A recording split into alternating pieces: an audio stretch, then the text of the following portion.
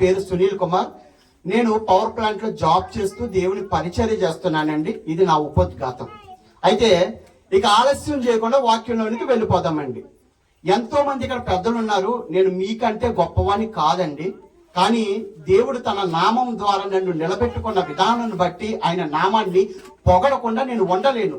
అందుకే చిన్న వయసు నుంచే నేను దేవుడి పరిచర్య అంటే నాకు చాలా ఇష్టం అండి. ఆ ఇష్టంతోనే ఆయన నామాన్ని అనేక మంది మధ్య ప్రకటించాలి అని నేను వచ్చి ఉన్నాను. కాబట్టి ప్రియులారా, ఆలస్యం చేయకుండా వాక్యంలోనికి వెళ్ళిపోదామండి. ఇప్పటి వరకు చిన్నారుల సాంస్కృతిక నాట్యాలు చూసి ఆనందించారు, కానీ అంతకంటే గొప్పది దేవుని వాక్యం. ఆ వాక్యంలో మన అనుదినము ఏం చేయాలి? ఆనందించాలండి. ప్రతి దినము ఏం చేయాలండి? ఆనందించాలి. అందుకే దావీదు భక్తుడు ఏమంటాడు? దివారాత్రములు నీ ధర్మశాస్త్రమును ధ్యానించుచున్నాను. అందులో ఆయనకి ఆనందం కలిగిందండి. కాబట్టి అన్నిటికంటే ప్రాముఖ్యమైనది ఏంటయ్యా అని అడిగితే వాక్యమే. అంతే కదండి, అన్నిటికంటే ప్రాముఖ్యమైనది వాక్యమే. ఇప్పుడు ఒక పెళ్లి జరుగుతున్న ఆ పెళ్లి సందర్లోకి వెళ్ళినప్పుడు అక్కడ చాలా చూస్తాం మనం. లైటింగ్ చూస్తాం, భోజనాలు చూస్తాం, ఇంకా అక్కడికి వచ్చిన ఎంతో మంది విఐపీస్ కట్టుకునే బట్టలు చూస్తాం, ఎంతో సందడి చూస్తాం. కానీ అంత సందడి ఉన్నప్పటికీ అక్కడ పెళ్లి కొడుకు పెళ్లి కూతురికి వివాహం జరగకపోతే దాన్ని పెళ్లి అంటారా? అంటారండి? అనరు. ఇప్పుడు మనం అందరం ఆ పెళ్లికి ఎందుకు వెళ్ళాము అయ్యా అంటే అక్కడ జరగబోయే వివాహాన్ని చూడడానికి. అలాగే సంఘంలో ఎన్ని కార్యక్రమాలు జరిగినప్పటికీ ఆయన వాక్యానికి మాత్రం విలువ లేకపోతే ఆ సంఘం ఏమైపోతుందండి? పాడైపోతుంది. కాబట్టి అన్నిటికంటే ముఖ్యంగా మనం దేనికి వాల్యూ ఇవ్వాలి? వాక్యానికి వాల్యూ ఇవ్వాలి. సో అలాంటి వాక్యంలోనికి ఇప్పుడు ప్రవేశించబోతున్నాం. కాబట్టి ఎవ్వరు కూడా డిస్టర్బెన్స్ లేకుండా శ్రద్ధగా దేవుని వాక్యాన్ని ఆలకించండి. ఇక్కడి నుంచి మనం ఘనత మహిమ ప్రభావాలు దేవునికి మాత్రమే చెందేటట్టు వాక్యాన్ని మనం వివరించుకోవచ్చు. ప్రియులారా, ఈ రోజు ఇక్కడ ఏం జరుగుతుంది అని మిమ్మల్ని ఎవరినైనా అడిగినా మీరు ఏం చెప్తారు? టక్మని మామూలు ప్రార్థన అని అంటారండి. క్రిస్మస్ జరుగుతుంది. మరి ఈ క్రిస్మస్ ఎందుకు జరుపుకుంటున్నామని అంటే 2024 సంవత్సరాల క్రితం ఈ భూమి మీద ఒక మహానుభావుడు జన్మించాడు. ఆయన పేరు యేసుక్రీస్తు ప్రభువారు. కానీ ఈ రోజుల్లో చాలా మంది ఏమంటున్నారంటే యేసుక్రీస్తు ప్రభువారు అన్న క్యారెక్టర్ లేదు, ఈ క్యారెక్టర్ అన్నది ఒక కల్పితము అంటున్నారు. కానీ నిజంగా చెప్పాలంటే ఎన్నో చారిత్రక ఆధారాలు ఆయనకి ఉన్నాయండి. ఎందుకంటే ఈ రోజు 2024 సంవత్సరాలు గడిచింది అని చెప్పుకుంటున్నామంటే మొట్టమొదటి సంవత్సరం ఆయనతోనే ప్రారంభమయ్యింది. మొట్టమొదటి సంవత్సరం ఆయనతోనే ప్రారంభమైంది. అందుకే క్రీస్తుకు పూర్వము, క్రీస్తు శకము అంటున్నాం. అంటే క్రీస్తుకు ముందున్న కాలం అంతా కూడా క్రీస్తుని బట్టే కొలిచారు. ఇప్పుడు క్రీస్తు తర్వాత జరుగుతున్న ఈ కాలం అంతా కూడా ఎవరిని బట్టి కొలుస్తున్నారు? క్రీస్తుని బట్టే కొలుస్తున్నారు. మరి అంత చారిత్రత కలిగిన ఆయన ఈ భూమి మీద పుట్టలేదు అని అంటున్నారు అని అంటే అసలు చరిత్రనే కొట్టేసినట్టు. అంతే కదండి? ఆయన లేడు అంటే చరిత్రనే కొట్టేసినట్టు. ఎందుకంటే ఆయన చరిత్ర సృష్టించడానికి వచ్చాడు ఈ లోకానికి. చరిత్రలో ఒక భాగం కాదండి ఆయనతోనే చరిత్ర మొదలయ్యింది. అలాంటి యేసుక్రీస్తు ప్రభువారు ఈ భూమి మీద ఎందుకు పుట్టాడు? ఎందుకు పుట్టాడండి? చెప్పాలి. ఎందుకు పుట్టాడు? ఇలా క్రిస్మస్ సంబరాలు మనం జరుపుకోవాలనా? చెప్పాలండి. ఎందుకు పుట్టాడు ఈ భూమి మీద? చెప్పండి. మరి దానికి అంత సందేహిస్తారు ఎందుకు? ఎప్పుడు వినేదే కదండి. అసలు మనం వినే ప్రసంగమే పాపులను రక్షించడానికి యేసుక్రీస్తు ఈ లోకానికి వచ్చాడు, ఇది పూర్ణాంగీకారము అని వింటూనే ఉంటున్నప్పటికీ కూడా ఇంకా సందేహపడుతున్నారంటే క్రీస్తు వారి పుట్టుక మీద మనకు క్లారిటీ లేదంటారా? ఉన్నప్పుడు మరి కంఠపాతంగా చెప్పాలి కదండి. అని ఎందుకు వచ్చాడు ఈ లోకానికి అంటే పాపాన్ని రక్షించడానికి. కానీ ఇక్కడ ఒక తిరకాసు ఉందండి. జాగ్రత్తగా వింటేనే కానీ మీకు ఈ రోజు నేను చెప్పబోయే ప్రసంగం అర్థం కాదు. జాగ్రత్తగా వినాలండి. ఏంటి అని అంటే చాలా మంది నెంబర్ ఆఫ్ పీపుల్స్ అంటున్నారు ఏంటంటే మీ దేవుడు సర్వశక్తిమంతుడు కదా, మీ దేవుడు సర్వాధికారి కదా, నోటి మాటతోని సమస్త సృష్టిని కలగజేసిన వాడు కదా, మరలాంటి నోటి మాటతో ఒక్క మాట మీ పాపములు పోవునుగాక అంటే విత్ ఇన్ సెకండ్స్ లో పాపాలు పోతాయి కదా. పాపాలు పోతాయి లేదండి? పోతాయి కదా. మీకు ఒక చిన్న ఎగ్జాంపుల్ చెప్తానండి. ఇప్పుడు మన ఇండియా ప్రెసిడెంట్ ఉంటారు, ఆయన్ని రాష్ట్రపతి అంటారండి. రాష్ట్రపతి మన ఇండియా అంతటికి కూడా ఆయన అధికారి, రాష్ట్రపతి. ఇప్పుడు ప్రధానమంత్రికి కూడా లేని అధికారం ఆయనకు ఉంది. ఏంటి అధికారం చెప్పండి? ఏంటి అధికారం? ప్రధానమంత్రి వల్ల కూడా కాదు, అది కేవలం రాష్ట్రపతి వల్ల మాత్రం అవుతుంది. అది ఏంటది? క్షమాభిక్ష అండి. ఏంటంటే అది క్షమాభిక్ష. ఒక ఖైదీని, కరుడు కట్టిన ఖైదీని లేకపోతే ఒక మానభంగం చేసిన వాడిని, లేదా ఇంకా వేరే ఏ చెడ్డ కార్యం చేసిన వాడిని అయినా క్షమించాలి అని అనుకుంటే అది కేవలం ఎవరి వల్ల అవుతుంది? రాష్ట్రపతి వల్ల మాత్రం అవుతుంది. ఇప్పుడు ఆయన ఒక్క సంతకం, ఇతన్ని నేను క్షమిస్తున్నాను అని ఒక్క సంతకం పెట్టాడంటే మన ఇండియా పేనల్ కోడ్ కూడా అతన్ని ఏమీ చెయ్యలేదు. అది అతనికి ఉన్న అధికారం. మరి అలాంటి అధికారులందరినీ కలిపితే సర్వాధికారిక ఆ అధికారం లేదంటారా? ఉందా లేదంటారా? ఉందా లేదంటారండి? మరి అలాంటప్పుడు నోటి మాటతో క్షమించేయచ్చు కదా పాపాలని. మరి యేసుక్రీస్తు వారిని లోకానికి ఎందుకు పంపించాల్సి వచ్చింది? ఇది మన మధ్య ఉన్న ప్రశ్న. ఇక అర్థమైందండి?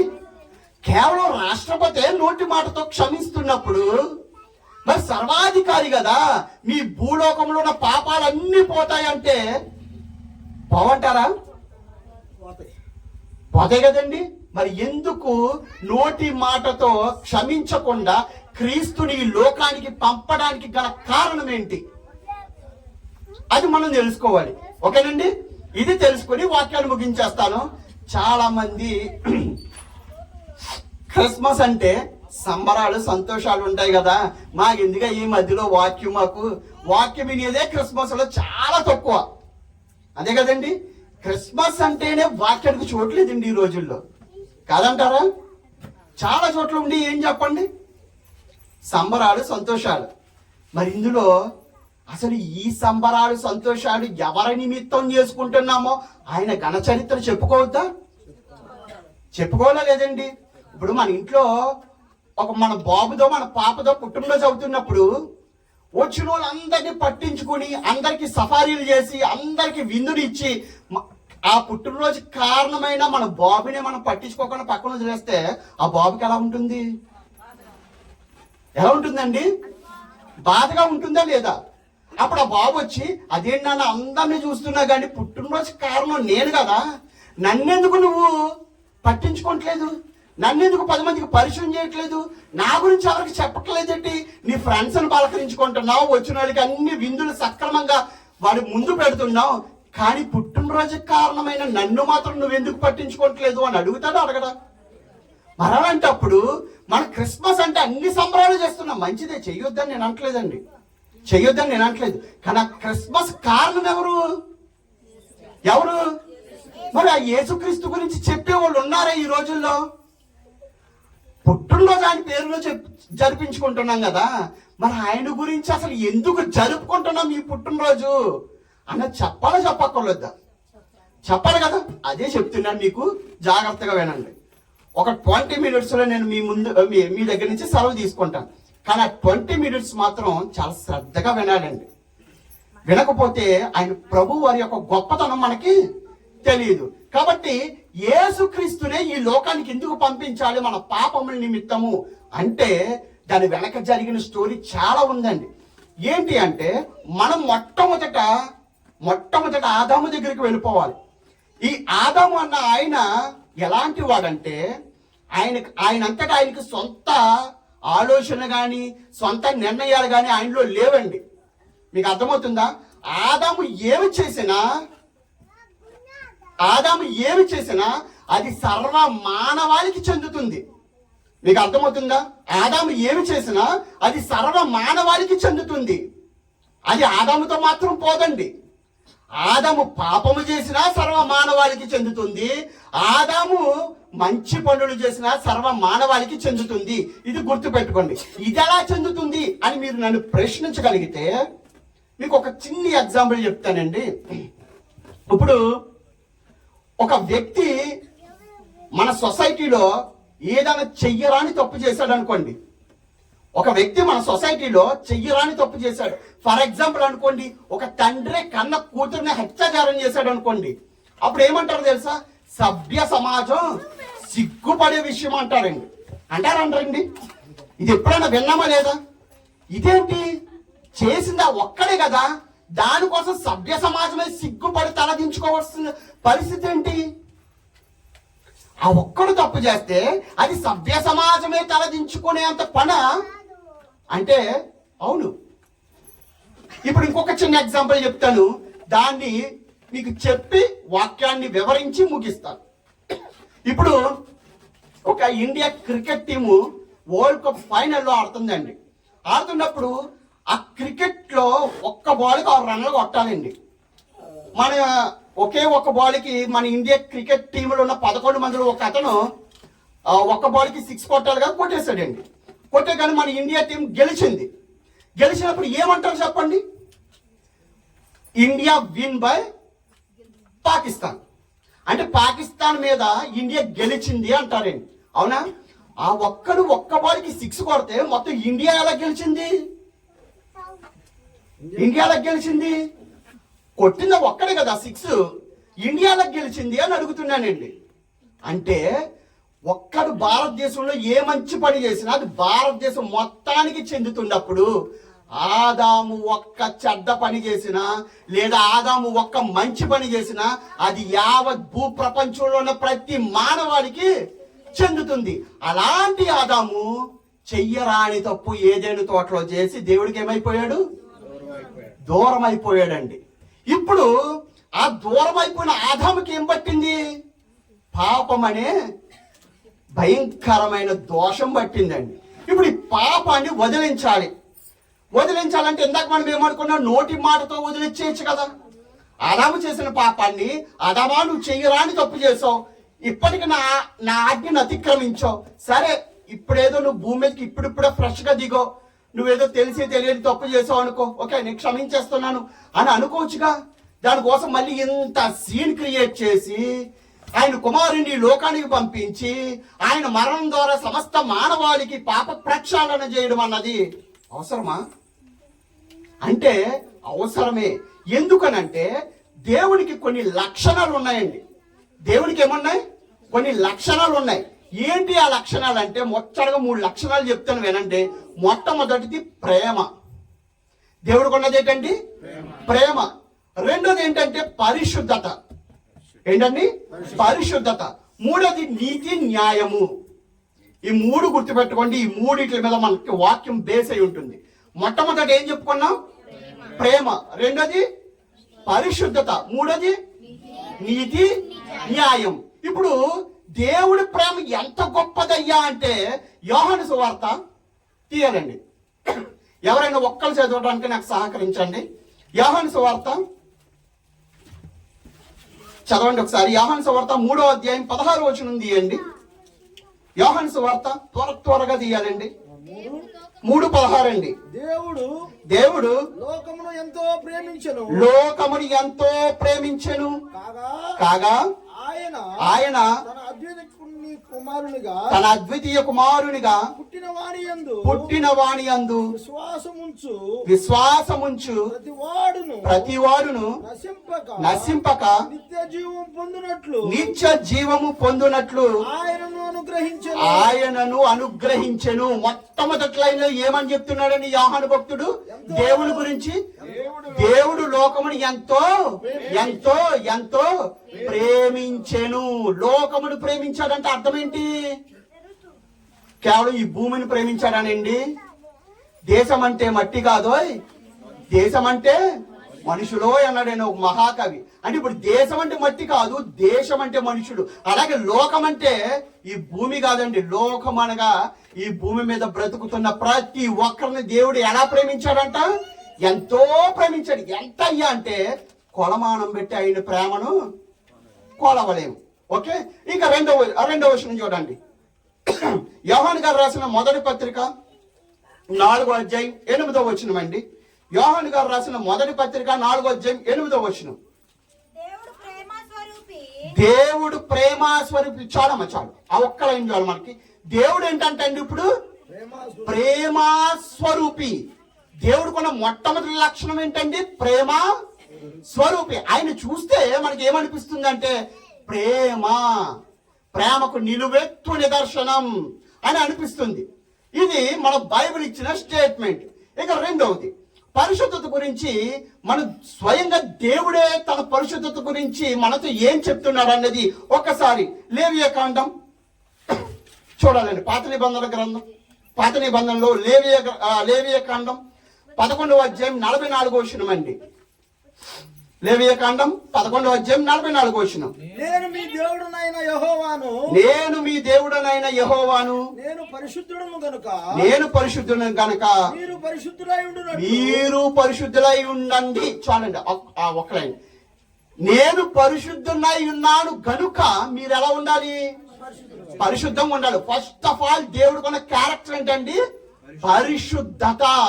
ఆయనలో ఉన్నది పరిశుద్ధత. నేను ఒక్కటి అడుగుతున్నాను, చెప్పండి, వినాలండి, నేను ముగించేస్తాను. నేను ఒకటి అడుగుతున్నాను, చెప్పండి. దేవుడు పరిశుద్ధంగా ఉండాలి అని ఆయన చుట్టూ ఆయన బౌండరీస్ పెట్టుకున్నాడు కదా, ఆయన చుట్టూ ఆ సరిహద్దు పెట్టుకున్నాడు కదా. దేవుడు పరిశుద్ధంగా ఉండకూడదు అనుకుంటే ఆయన ఎవరన్నా ఏమైనా చేయగలరా? ఏమైనా చేయగలరండి? అది ఆయన ఇష్టం. కానీ ఎందుకు ఆయన చుట్టూ ఆయన బౌండరీస్ పెట్టుకుంటున్నాడు? ఎందుకు ఆయన చుట్టూ ఒక హద్దు పెట్టుకుంటున్నాడు? ఆయన పరిశుద్ధంగా ఉండాలని ఎందుకు అనుకుంటున్నాడు అని అంటే, ఆయన పరిశుద్ధత ప్రపంచానికి ఎంత నీతైనదో తెలియాలి కాబట్టి ఆయన పరిశుద్ధతను చెప్తున్నాడు. నేను పరిశుద్ధనై ఉన్నాను గనుక మీరును పరిశుద్ధులై ఉండండి. ఇక 3వ లక్షణం చూద్దామండి. కీర్తనల గ్రంథం 33వ అధ్యాయం 5వ వచనం. త్వరగా చూడండి. ఈ మూడింటిని బేస్ చేసుకుని మన వాక్యాన్ని ముగించుకోవచ్చండి. కీర్తనల గ్రంథము 33వ అధ్యాయం 5వ వచనం అండి. ఆయన నీతిని న్యాయమును ప్రేమించుచున్నాడు. చాలమ్మా, ఆయన ఏం చేస్తున్నాడంటే నీతిని న్యాయమును ప్రేమిస్తున్నాడంటే. జాగ్రత్తగా వినాలండి. ఇప్పుడు మీ బైబిల్ని కాసేపు పక్కన పెట్టి నన్ను చూడండి. దేవుళ్ళు ఉన్న 3 లక్షణాలు ఏంటని చెప్పుకున్నాం? ప్రేమ, పరిశుద్ధత, నీతి, న్యాయము. ఈ మూడిట్లని ఆయనలో ఉన్న లక్షణాలు అనుకుని వాటిని కాసేపు ఆయన ముందుకు తీసుకొద్దాం. ఏం చేద్దామండి? ఈ మూడింటిని ఆయనలోంచి కాసేపు ఆయన ముందుకు తీసుకొచ్చి ఆ మూడింటిని ఓ పక్కన, ఆదామును పక్కన నిలబెట్టి ఇప్పుడు ఈ సొల్యూషన్ మనం రాబడతాం. ఇప్పుడు జాగ్రత్తగా వినాలండి, చివరికి వచ్చేసాం. ఈ మూడింటిని ఆయనలో నుంచి బయటకు తీసుకొచ్చి ఆయన ముందు నిలబెట్టి ఓ పక్కన ఆదాముని నిలబెట్టి ఇప్పుడు అడుగుతాం దేవుణ్ణి, దేవా నీ కుమారుని ఎందుకు ఈ లోకానికి పంపించావయ్యా అంటే, ఇప్పుడు ఆదాము చేసిన పాపం ఉంది కదండి, ఈ పాపానికి శిక్ష విధించాలంటే దేవుని చట్టంలో చాలా భయంకరమైన శిక్ష ఉంది. కానీ ఈయనలో ఉన్న మొదటి లక్షణం ఏదైతే ఉందో ప్రేమ, ఆ ప్రేమ బయటకు వచ్చి దేవుడితో అంటుంది, దేవా నువ్వు ప్రేమాస్వరూపిడివి కదా, మరి ఆదాము చేసిన పాపానికి ఆదామునికి నువ్వు శిక్షిస్తావా? ఆదాముని అంత భయంకరమైన నరకంలోకి పంపిస్తావా? ఇక నీ ప్రేమ ఏమైపోద్దయ్యా అని అడుగుతున్నప్పుడు దేవుడు, అవును కదా నేను ప్రేమాస్వరూపిణి కదా, సరే ప్రేమ నువ్వు చెప్పినట్టు నేను ఆదాముని ప్రేమించి క్షమిస్తాను. ఎందుకంటే ప్రేమలో ఏముంది? క్షమాపణ ఉంది. కాబట్టి ఆదాముని నేను ఏం చేస్తాను? క్షమిస్తాను. ఓకే అన్నప్పుడు ఇప్పుడు లోపల ఇంకొక క్యారెక్టర్ ఉంది కదండి, ఏంటది? పరిశుద్ధత. అది బయటకు వచ్చింది. బయటకు వచ్చి, ఏంటి తండ్రి పరిశుద్ధత లేకపోయినా సరే నువ్వు ప్రేమించి క్షమించేస్తావా? ఇక నీ పరిశుద్ధత ఏమైపోద్ది అని ప్రశ్నిస్తున్నప్పుడు, సరే నేను పరిశుద్ధుడిగానే చేసేస్తాను, చేసి ప్రేమించి అతన్ని నేను పరలోకానికి తీసుకుంటాను అన్నప్పుడు ఆయనలో ఉన్న 3వ లక్షణం ఏంటండి? నీతి, న్యాయం. ఇది బయటకు వచ్చి, ఇదేంటి తండ్రి నువ్వు నీతి న్యాయమును ప్రేమించువాడు కదా, అతనిలో ఏ నీతి ఏ న్యాయం ఉందని నువ్వు అతన్ని క్షమిస్తున్నావు, ప్రేమిస్తున్నావు అని అడిగింది. ఇప్పుడు దేవుడు మూడింటిని సాటిస్ఫాక్షన్ చేయాలండి. మూడింటిని ఏం చేయాలి? తృప్తిపరచాలి. ఒకవేళ తృప్తిపరచకపోతే ఆయన ఏమవడు? దేవుడు అవడం. దేవుడు కాకపోతే ఈ లోకంలో మనమే ఉండమండి. ఆయన అలా ఉన్నాడు కాబట్టి ఈ లోకంలో మనం ఇలా ఉన్నాం, అంతే కదండి. ఇప్పుడు ఈ మూడింటిని సాటిస్ఫై చేయాలి. కానీ మొదటి రెండింటిని సాటిస్ఫాక్షన్ చేయడానికి వాళ్ళు ఒప్పుకున్నారు, కానీ ఈ మూడోది ఏమైందంటే ససేమేరో ఒప్పుకోవడం లేదు. ఎందుకు? తగిన శిక్ష ఏది? పాపమునకు తగిన శిక్ష ఏది అని ప్రశ్నిస్తుంది, అంతే కదండి. ఇప్పుడు భయంకరమైన పాపం చేసిన వాడిని శిక్షించకుండా గవర్నమెంట్ వదిలేసి సభ్య సమాజంలో తిరిగి ఇలా చేసింది అనుకోండి, మనం ఏమంటాం గవర్నమెంట్ని? అంతెందుకండి, మన కేరళ డాక్టర్ రేప్ జరిగింది కదండి, భయంకరంగా గ్యాంగ్ రేప్ చేసి ఆ స్త్రీమూర్తిని చంపేశారు కదండి. ఈనాటికి న్యాయం ఉందా? ఈనాటికి చట్టం తన పని తను చేసుకుంటూ వెళ్ళిందా? లేదు, కనుమరుగైపోయింది. ఇప్పుడు ఇదే విషయాన్ని మీ ముందుకు తీసుకొచ్చినప్పుడు మీరు ఏమంటారు చెప్పండి? న్యాయం చేయలేని గవర్నమెంట్ కూడా గవర్నమెంటేనా? అది చేసిన తప్పుకి శిక్ష కూడా విధించకుండా అదేదో విఐపి కొడుకైతే ఆ ఆడ కూతుర్ని అంత బలి చేసినప్పటికీ కూడా నువ్వు వదిలేసిందా? ఇదేం చట్టము, ఇదేం న్యాయము అని అడుగుతారా అడగరా? ఇప్పుడు మరి నీతి న్యాయం దేవుణ్ణి అడుగుతాడు అడగదా? ఏది తగిన శిక్ష? ఆదాము నీ ఆజ్ఞను అతిక్రమించాడు. ఆజ్ఞ అతిక్రమమే ఏంటి? ఇప్పుడు పాపం. అలాంటి పాపానికి తగిన శిక్ష ఏది? పాపము పరిపక్వమై మరణమును కనును కదా. ఆ మరణమేది అని అడిగినప్పుడు దేవుడు ఇప్పుడు ఒక నిర్ణయానికి వచ్చాడండి. ఏంటి ఆ నిర్ణయం? ఓకే, ప్రేమ, పరిశుద్ధత, నీతి, న్యాయం. నా ముందుకు వచ్చి ఒకసారి నిలబడండి. మీ ముగ్గురికి న్యాయం తీర్చాలి, అంతే కదా. ఇప్పుడు అతన్ని నేను ప్రేమించాలి, ఓకే. అతన్ని నేను పరిశుద్ధంగా మార్చాలి, ఓకే. అతనికి నేను శిక్ష విధించి నీతి న్యాయమును నేను గెలిపించాలి కదా. ఈ మూడింటిని కలిపి నేను ఈ క్షణం నెరవేరుస్తున్నాను అని తన కుమారుణ్ణి ఈ లోకానికి మానవులందరి తరపున దింపాడండి. ఈ లోకానికి మానవులందరి తరపున ఈ లోకానికి దించాడండి. ఈ లోకానికి దించి మొదటి ఆదాము మానవులందరికీ ఎట్టి రీతిగా చెందుతాడో ఈ రెండవ ఆదాము కూడా అట్టి రీతిగా సర్వ ప్రపంచ మానవాళికి చెందేటట్టు ఈ లోకంలోకి దించి మనందరి దోష శిక్ష అతని మీద మోపాడండి. ఏం చేశాడు? మనందరి దోష శిక్ష అతని మీద మోపాడు. అందుకే తీయొద్దండి, యెషయా గ్రంథం 53వ అధ్యాయం అంతా చదివితే మన అతిక్రమములను బట్టి అతడు గాయపరచబడెను, మన సమాధానార్థమైన శిక్ష అతని మీద పడెను. మనందరి పాపములు ఆయన భుజం మీద వేసుకుని తండ్రి మానవులందరికీ ఎట్టి శిక్ష విధించాలనుకుంటున్నావో, ఎంత భయంకరమైన ఉగ్రత వారి మీదకి రప్పించాలనుకుంటున్నావో వాళ్ళందరి పక్షాన నేను నిలబడ్డాను తండ్రి. నువ్వు ఎంత నలగొట్టుకుంటావో నన్ను నలగొట్టేసుకో.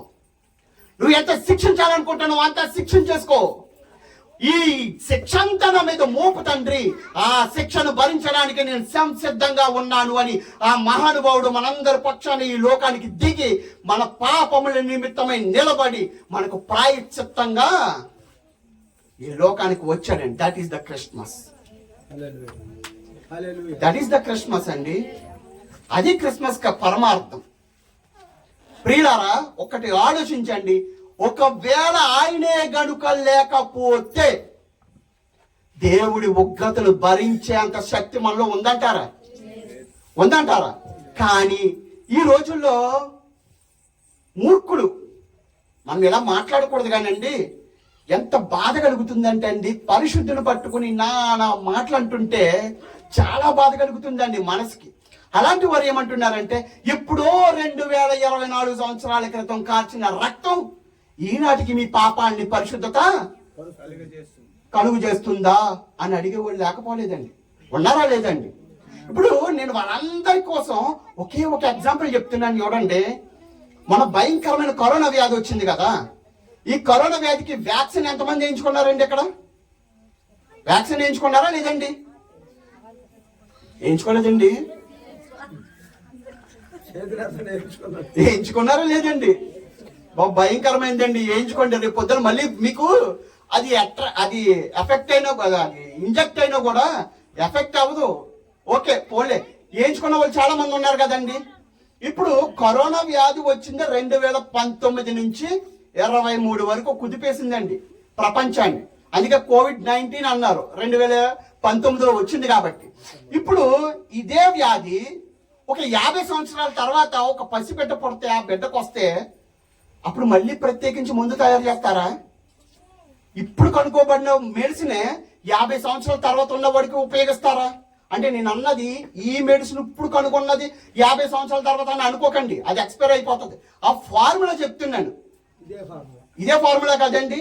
ఇప్పుడు 50 సంవత్సరాల తర్వాత పుట్టినోడికైనా ఇదే ఫార్ములా, లేదు 100 ఏళ్ల తర్వాత పుట్టినోడికైనా ఇదే ఫార్ములా, అవునా కదండి?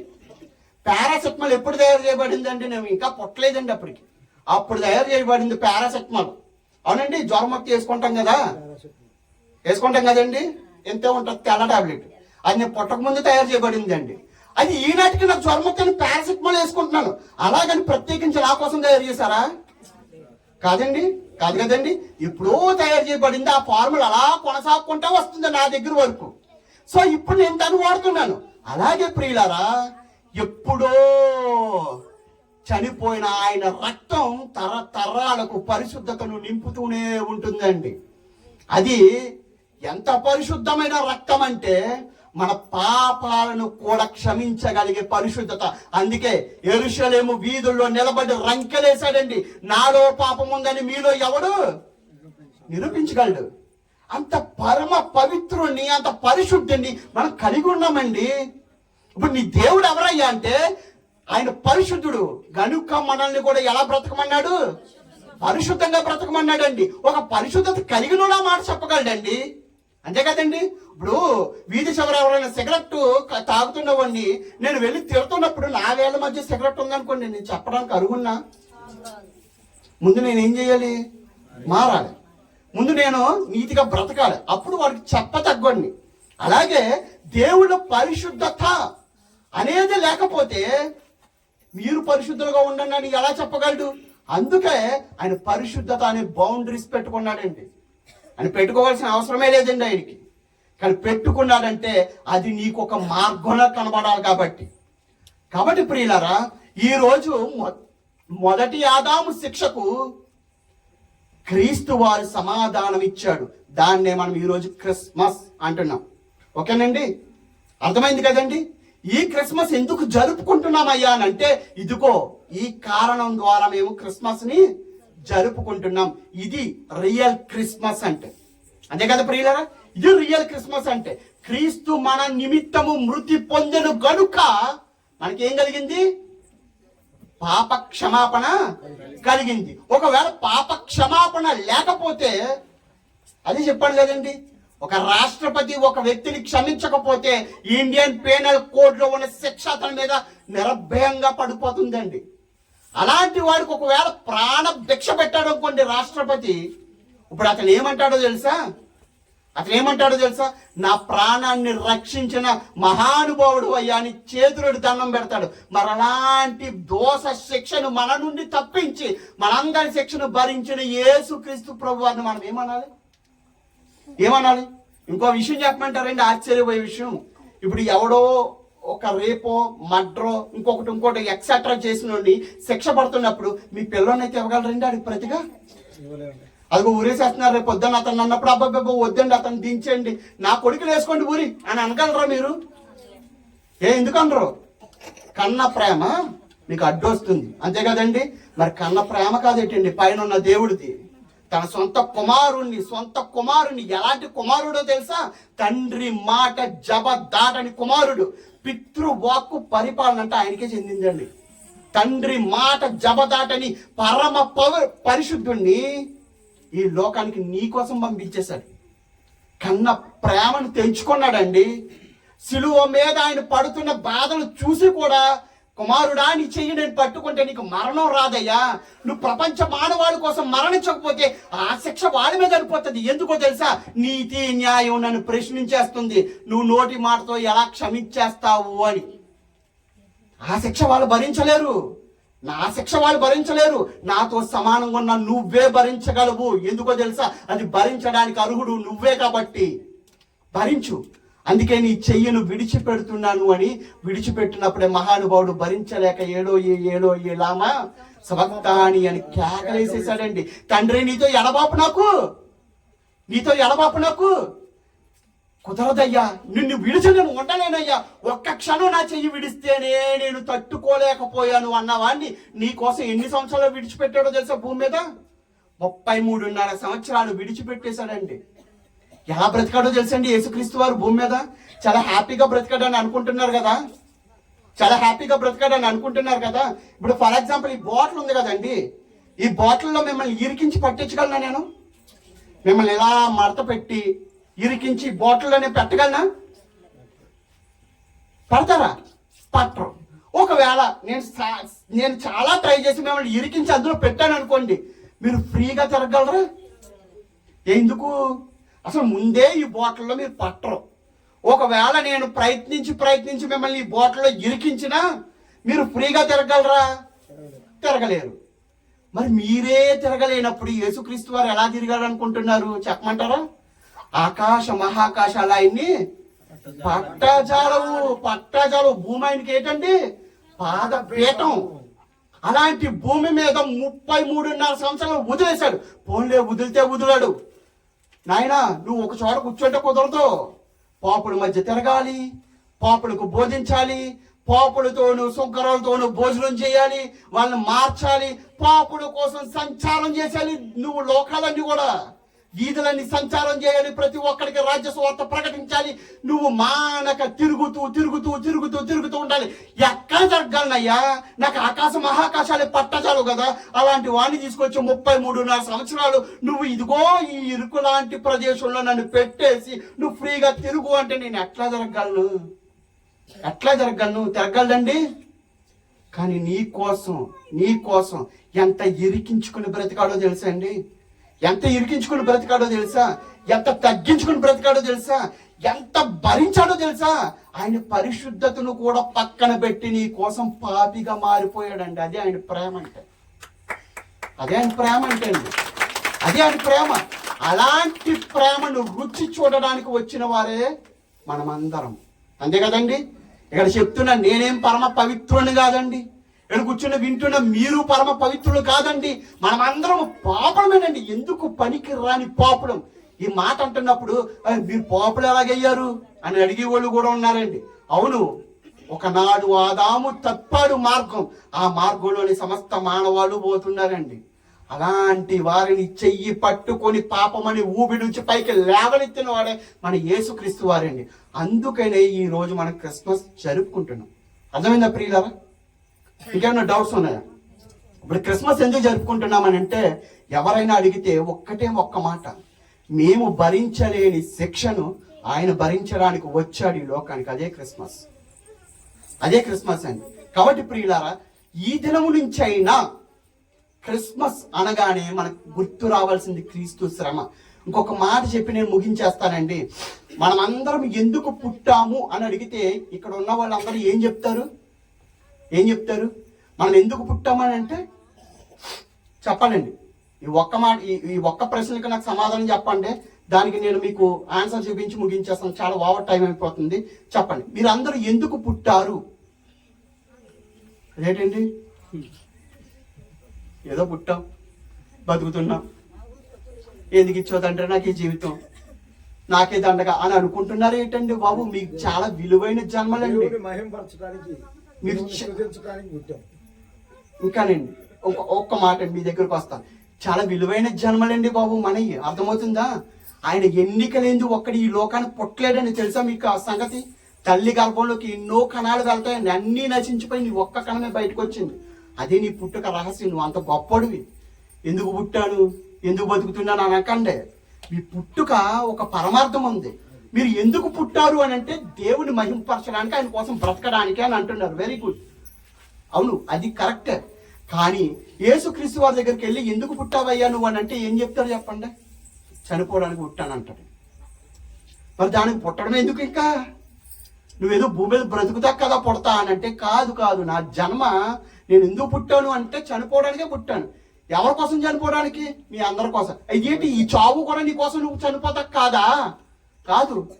నేను పుట్టింది నా కోసం కాదు, నేను బ్రతుకుతుంది నా కోసం కాదు, నేను చనిపోయేది కూడా నా కోసం కాదు. నేను పుట్టింది, బ్రతికింది, చనిపోయింది అంతా మీకోసమే. నేను పుట్టిందే మీకోసం. ఎందుకు? చనిపోవడానికి. ఇప్పుడు ఎవరినైనా నిలబెట్టి ఎందుకు పుట్టావా, నువ్వు చనిపోతాకే కదంటే ఊరుకో, నేను ఎందుకు చనిపోతాను, నేను బతకడానికి పుట్టాను, నాకు అప్పుడే చావు రావాలని నువ్వు కోరుకుంటున్నావా అని అడుగుతారు. కానీ క్రీస్తు వారు ఏమనుకున్నారు తెలుసా?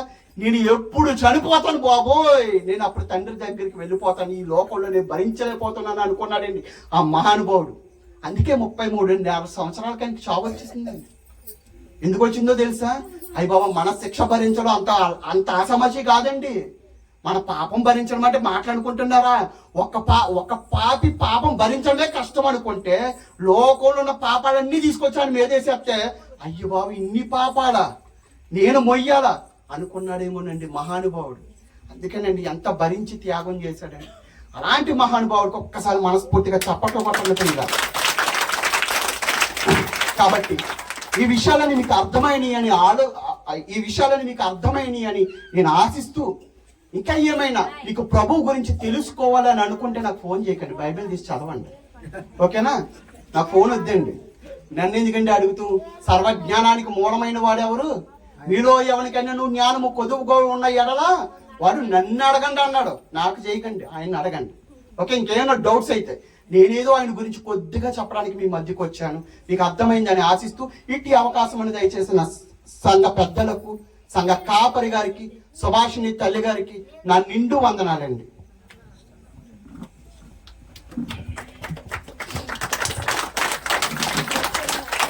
Thank you sir. దేవుడి యొక్క సందేశాన్ని చక్కగా కృత్రిమగా మరి వివరంగా మరి దేవుని యొక్క వాక్యం అందించారు. కాబట్టి ఇప్పుడు అందరికీ మా యొక్క యూనియన్ తరపున ప్రభు పేరిట వందనాలు. అలాగే ఇప్పుడు మరి కేక్ కట్ చేస్తారు సుభాషిణి గారు.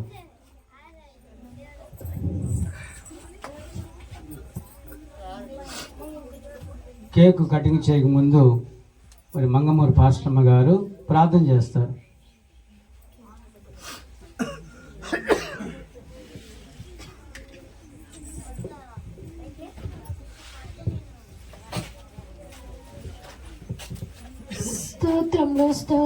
స్తోత్రములు నాయన, మహాపరిశుద్ధుడా, జీవంగల దేవా, నీకే వందనాలు, స్తోత్రాలు చెల్లిస్తూ ఉన్నాం ప్రభువా.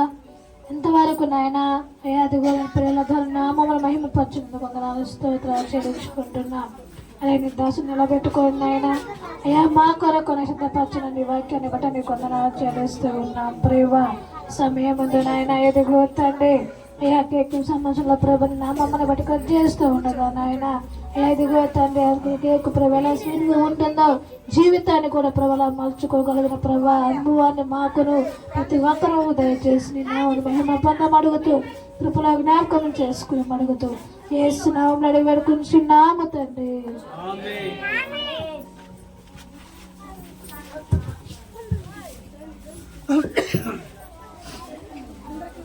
దేవునికి మహిమ కలుగును గాక.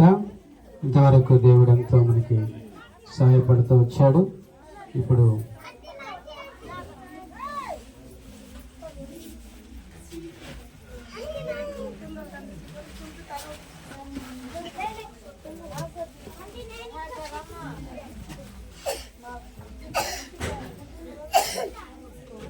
మన సంతానదలపాడు మండలము నిసి పాస్టర్స్ యూనియన్ మరి కమిటీ వాళ్ళు మరి అలాగే దైవ సేవకులు అందరు కలిసి మన ప్రెసిడెంట్ గారు నిర్మలన్న గారు కేక్ కట్ చేస్తుండగా మరి అందరు కూడా మొన్న క్యాండిల్ ఉన్నాయి అందరికి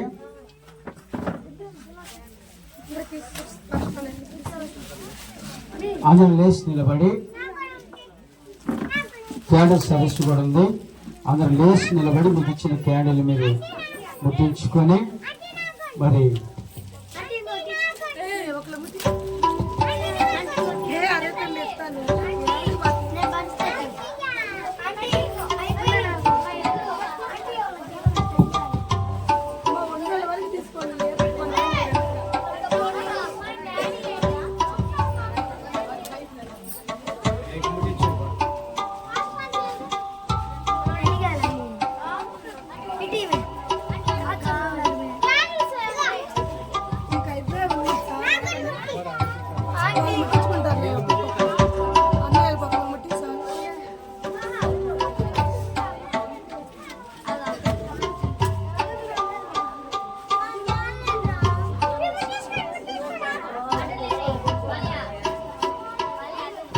మంచిది సమయంలో ప్రార్థన చేద్దాం.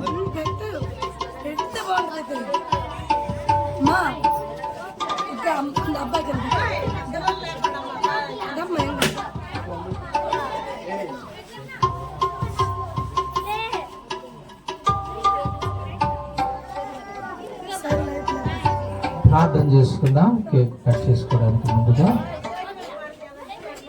దైవ సేవకురాలు సుభాష్ మనం చూస్తున్నాం. తర్వాత ఆహ్వానించబడినటువంటి దైవజనులు కూడా మన మధ్యలో ఉన్నారు. ప్రార్థన. మహాపరిశుద్ధుడు అయిన మా తండ్రి, జీవము కలిగిన మా దేవా, నీకు వందనాలు. ఇంతవరకు మీ దాసులను మీ పక్షముగా నిలబెట్టుకొని శ్రేష్టమైనటువంటి మంచి ఉపదేశము మాకు అనుగ్రహించినందుకు వందనాలు. నీవు ప్రేమ స్వరూపమైన దేవుడు అని, పరిశుద్ధుడైన దేవుడు అని, నీతిని న్యాయమును ప్రేమించే దేవుడు అని వాక్యంలో చూశాను. కనుక అతి గొప్ప దేవుడైన నీవు నీ కుమారుడు మా రక్షకుడైన యేసు క్రీస్తు ప్రభువారిని ఆయన లోకానికి పంపి ఆయన బలియాగము ద్వారా మూడిటిని నెరవేర్చినందుకు మిమ్మల్ని స్తుతిస్తూ ఉన్నాం. మమ్మల్ని ప్రేమించావు, మమ్మల్ని పరిశుద్ధపరిచావు, అలాగే మా కొరకై మరణించి మాకు విమోచన దయచేసావు, నీతిని న్యాయమును కూడా జరిగించావు. అది బట్టి స్తుతిస్తూ అలాగే కేక్ కట్ చేయబోతున్న కృప దయచేయము. యేసు నామములో ప్రార్థిస్తున్నాము తండ్రి. ఆమేన్. తండ్రి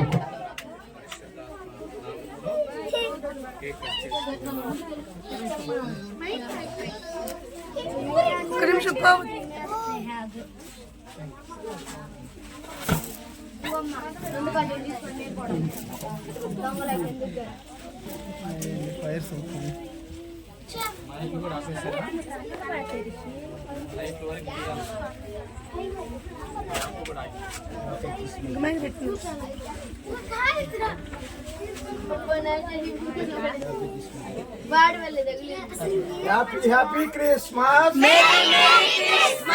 Mary merry Christmas. Merry merry Christmas. Happy Christmas. Merry merry Christmas.